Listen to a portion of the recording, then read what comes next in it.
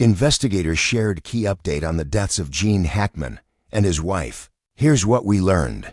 Gene Hackman died of causes related to cardiovascular illness and was probably alive for several days after his wife, Betsy Arakawa, died of a rare disease in their secluded mountaintop home last week, investigators announced Friday, answering lingering questions in the once mysterious deaths of the couple. The case has drawn fervent national attention and intense pressure to deliver investigative findings after the remains of Hackman and Arakawa, along with one of their dogs, were discovered on February 26 in separate rooms and with no outward signs of injury. Just over a week later, medical examiners made an unprecedented decision to release preliminary information about the couple's causes of death and the circumstances surrounding them, apparently in response to public interest in the case. It is unprecedented for the Office of the Medical Investigator to make public statements about death investigations. However, the circumstances surrounding these two deaths require accurate dissemination of important information.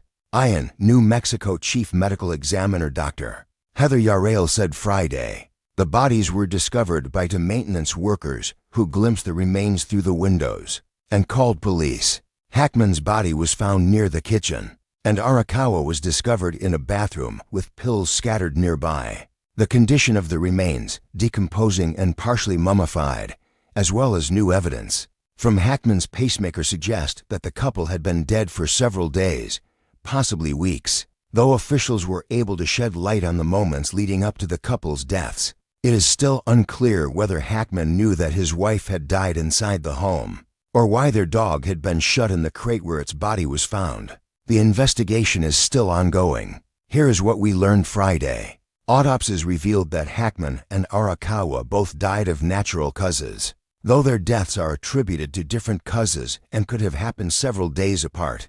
Yarrail said, Hackman probably died on February 18th, when his pacemaker last recorded his heartbeat. The device recorded that the actor was experiencing atrial fibrillation, an irregular heart rhythm. Hackman was hypertensive and died of atherosclerotic cardiovascular disease, Yarrail said. He also had advanced Alzheimer's disease, which the medical investigator said was a significant contributory factor. A postmortem CT scan showed that the 95-year-old had severe heart disease and chronic high blood pressure. Arakawa, who was last seen in public about a week before her husband's likely time of death, died first from hantavirus pulmonary syndrome. The syndrome is the result of hantavirus, a rare disease that can infect humans through contact with infected rodents, Yarrail said.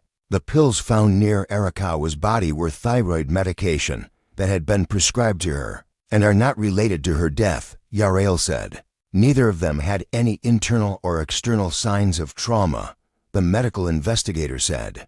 Both also tested negative for COVID-19 and other common respiratory viruses. Investigators had already ruled out carbon monoxide poisoning. Hackman may not have known his wife had died days earlier. It appears likely that Betsy died in the home before her husband, investigators said, and it is possible Hackman was in the home with his wife's body for several days before he died. It's quite possible that he was not aware that she was deceased due to his advanced Alzheimer's, Yarrail said when asked whether Hackman was aware his wife had died. She noted he was in a very poor state of health. Arakawa was last seen alive or heard from February 11th, when she had a short email conversation in the morning with her massage therapist, before driving into Santa Fe to run errands, according to Santa Fe County Sheriff Aiden Mendoza. But medical examiners believe Hackman probably didn't die until February 18th, when his pacemaker last recorded his heartbeat, according to Yarrail. Based on the circumstances, it is reasonable to conclude that Ms.